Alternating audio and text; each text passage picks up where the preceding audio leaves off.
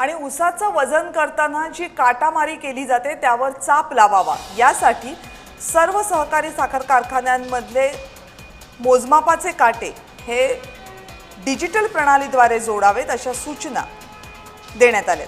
राज्य सरकारने हे मोठं पाऊल उचलले।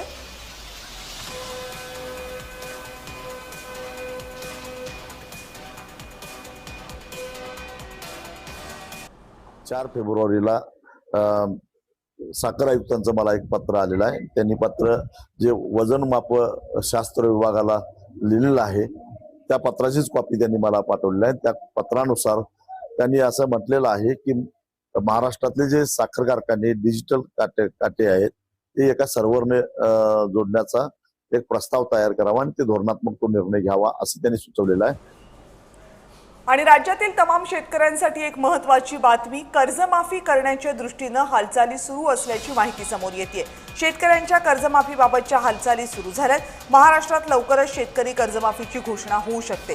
सर्व बँकांकडून शेतकऱ्यांच्या थकीत कर्जांची माहिती मागवण्यात आली आहे। 15 फेब्रुवारीपर्यंत थकीत कर्जांची माहिती द्या असे आदेश देण्यात आले आहेत। सरकारकडून शेतकरी कर्जमाफीची घोषणा होईल अशी शक्यता आहे।